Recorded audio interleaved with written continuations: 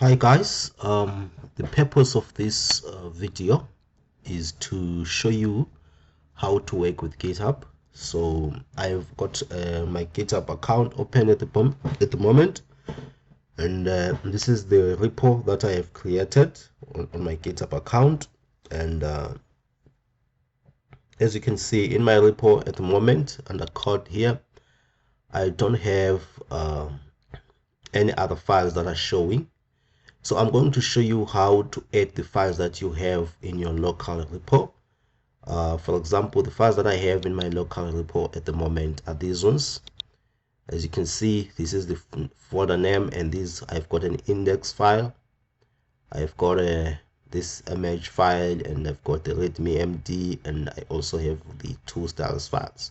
So I'm going to show you how to add these files and how to commit the changes to your repo, and then how to push them. So this is what I have at the moment. So I'm going to be working from my local folder, which is on the desktop on my computer. So you are going to see the changes that I make on my computer this side with my VS Code. I'm going to make them available here in my remote repository. So this is what I'm going to do now. Where do I start? So first of all, let me add all the files that I have in this folder. So to do that, there is a command that we use called git add. So I'm just going to add all the files that I have in this folder.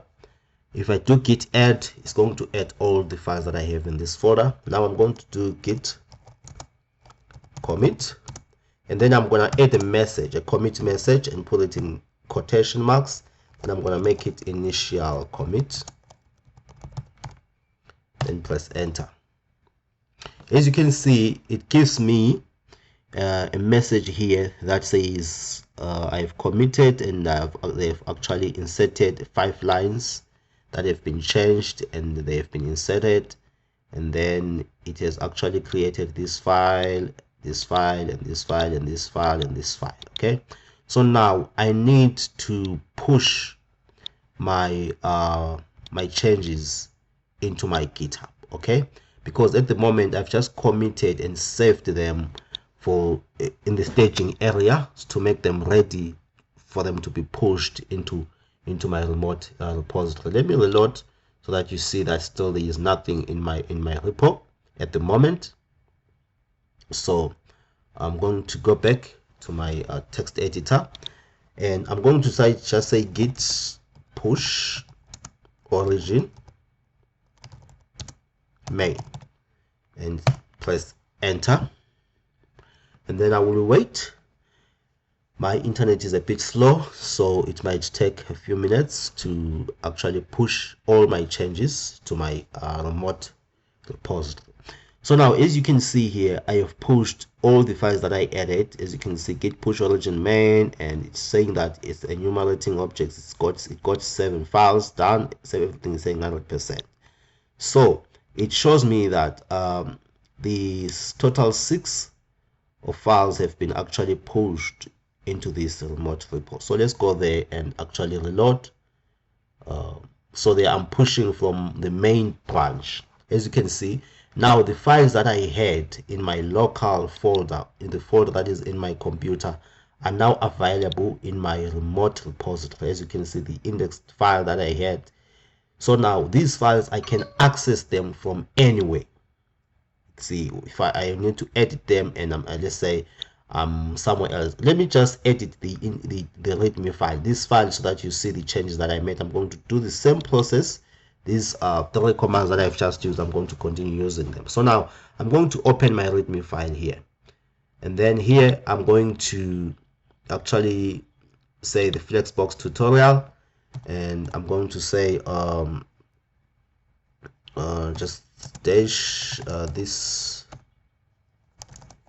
is a web page layout created using HTML HTML5, CSS3. I used the BAM naming convention, and flexbox. Let me just say and flexbox concept. So this is just a description of what I did, and I've saved the file. Now I need to commit it. I've saved it, so in order for it to be available here, first of all I need to add changes. I'm just gonna say git add git commit. Let me just say git commit. Okay, before I say git commit, let me just say git add.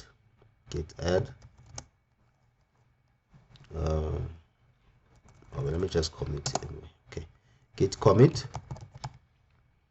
and I give a message, and I'm going to say edited the readme. So when you are writing the message for commit here, you are actually the readme file. So you are actually giving a history of what you are doing, so that as you can see, there is a file that has been modified. There are two files. The readme file is modified. It shows you that. Okay, so but it says there are no changes that have been added to commit. So the first thing that you need to do is to first add. Okay, is to first add the file. Okay, so you're gonna say git add. Just say git add all again. So now it's showing me that whatever I've added, I've only added this one. Okay, because this file is the one that has been edited. So I'm editing the files that I've edited before I commit them. Okay, so I'm gonna just get my command back for committing purposes and commit. Now it is showing me that there are two files that have been changed and they have been actually committed. So now I'm going to push the changes into my remote repo. Okay, before I push, after committing, the file will not be available in my GitHub repo. You see, the changes are not actually reflected here. Okay, they will get reflected after I have done a push. So if I say git push origin main, it's going to push the changes to my remote repository. Okay, so it's done pushing. Let's reload. So when I reload on my repo, I am going to see the changes that I made. As you can see, the statement that I typed. This is the statement that I typed for my local text editor, and I've pushed it into my repo. So this is how you work with GitHub. So let's say there is a code. For example, you want to take this code from me. I've given you access to this code. So you can go to your repo.